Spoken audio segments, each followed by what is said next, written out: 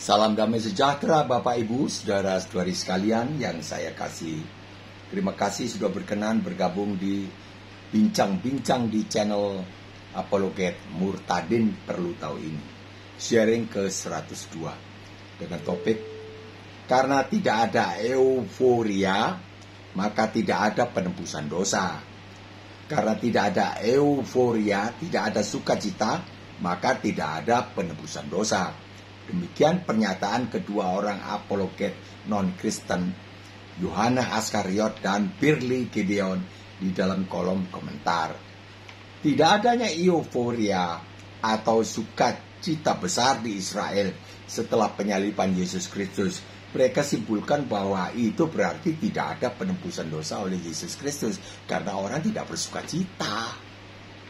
Memang tidak terjadi sukacita besar di sekitar kayu salib saat Yesus Kristus wafat di salib, dikubur, bahkan saat bangkit sekalipun dari kubur, seperti layaknya orang-orang ini luput dari hukuman Allah. Ini kan tujuannya Yesus Kristus itu disalibkan supaya orang-orang luput dari hukuman Allah, digantikan oleh beliau. Karena digantikan oleh Yesus Kristus, memang terjadi demikian, orang-orang tenang-tenang saja dan bahkan sedih. Tetapi orang yang sehat logikanya tidak cepat-cepat mengambil kesimpulan demikian kan. Ada pilihan-pilihan lain kan. Apa kemungkinan-kemungkinan lain. Bukan terus oh tidak terjadi itu. Ini saya persingkat saja. Apa sebabnya tidak ada sukacita yang besar itu? Yaitu mereka semua tidak mengerti arti kedatangan Yesus Kristus ke dunia. Dikandung dan dilahirkan oleh Bunda Maria. Bahkan Bunda Maria pun selaku tokoh sentral awal di Alkitab tidak paham hal itu. Dia ikut bersedih. Kalau seandainya Bunda Maria paham, tentu dia ceritakan kepada anak-anaknya sendiri yang terjadi dari benihnya dia dengan Yusuf.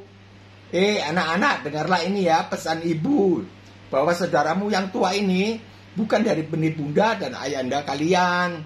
Dia dari Roh Kudus. Dia akan menggantikan kalian menjalani hukuman kalian di kayu salib. Seharusnya kan bilang begitu kalau ya, Bunda Maria mengerti. Ini kan tidak ada, kalimat begini tidak ada.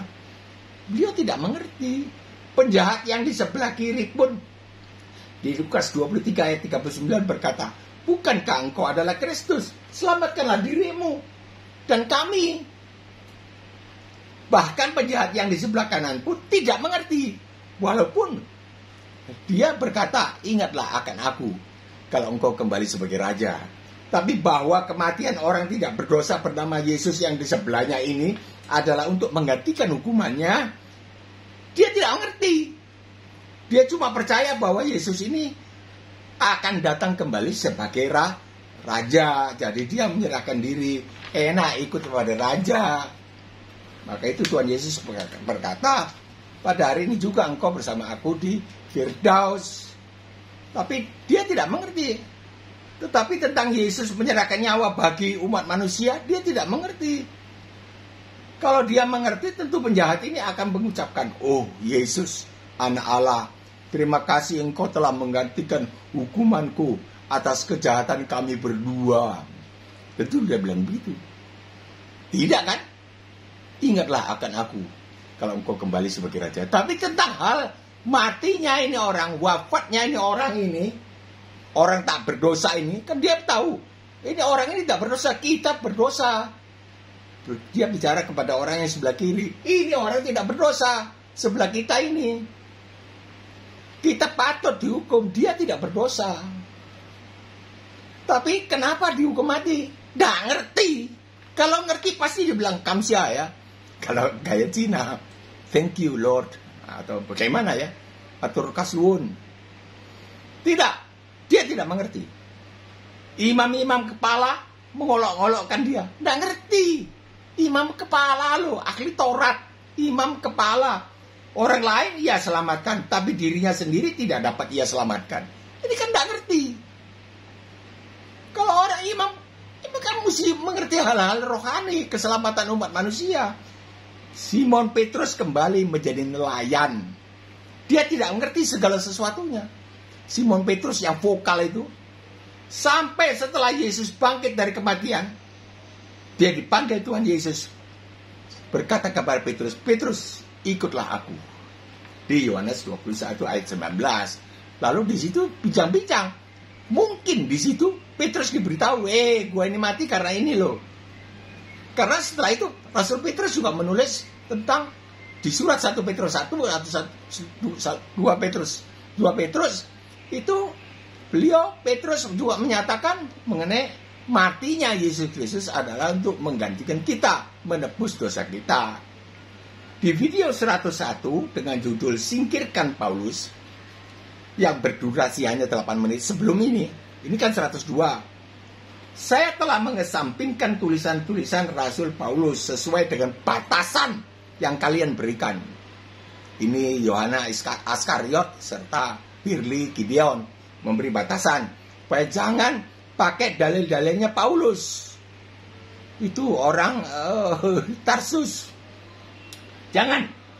Hanya dalilnya Yesus Kristus saja. Seolah-olah menjunjung tinggi Yesus Kristus.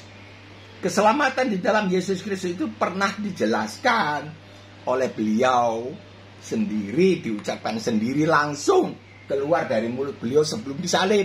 Matius 5:17, video 101 sebelum ini. Yang nonton cuma sedikit.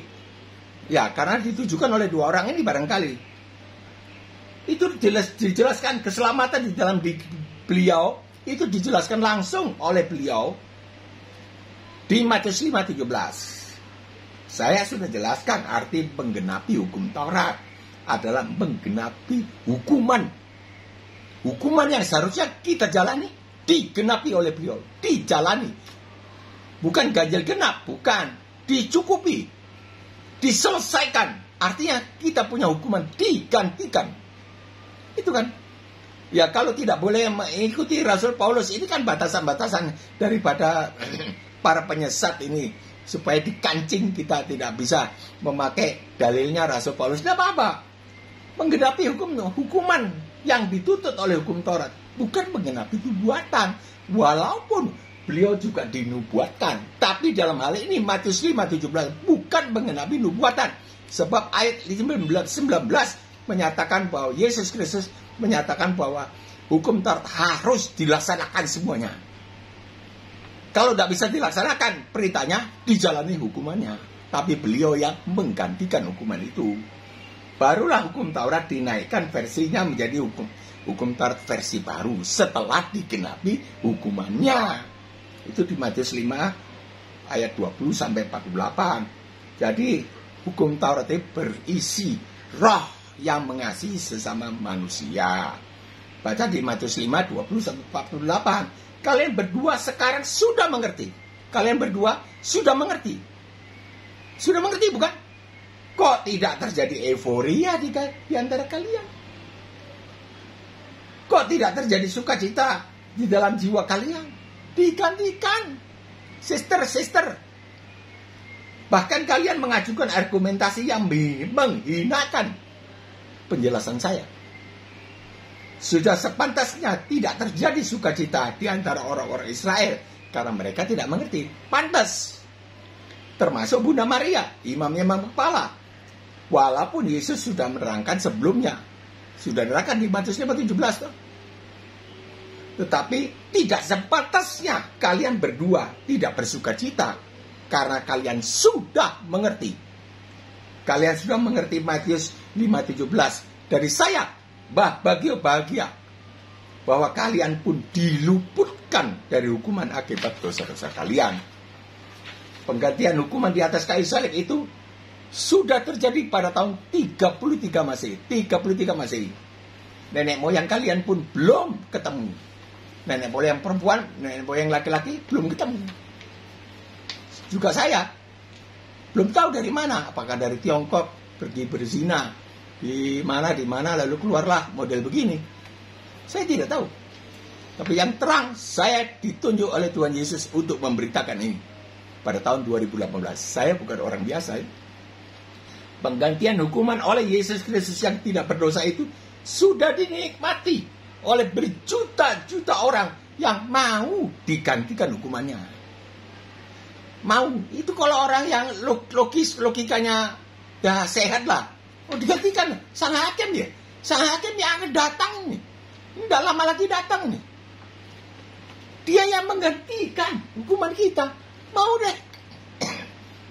Penggantian hukuman di atas kayu salib itu tidak terbatalkan. Karena kalian berdua tidak mau menerima anugerah Allah. Yang bersumber dari cintanya Allah yang begitu besar. Sehingga diutuslah Yesus Kristus. Penggantian hukuman oleh Yesus Kristus itu tidak tercancel. Not be cancelled. Karena adanya kalian berdua yang tidak bersuka cita. Tidak euforia untuk anugerah Allah ini. Bersukacitalah. Terimalah Yesus Kristus. Keselamatan sudah tersedia. Gratis. Masih belum terlambat. Kalau Anda sudah meninggal, terlambat. Sampai di sini dulu. Saya Mbak Bagio mohon pamit undur diri. Insya Allah kita masih diberi kesempatan berjumpa kembali.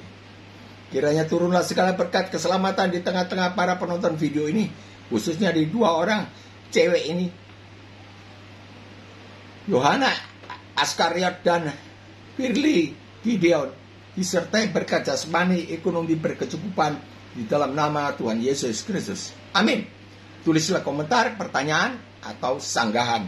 Bagikanlah video ini. Jika berkenan dikirimi video berikutnya, tekanlah subscribe. Sampai jumpa besok atau lusa, 10 menit saja, atau bahkan diusahakan kurang dari 10 menit. Insya Allah, salam damai sejahtera.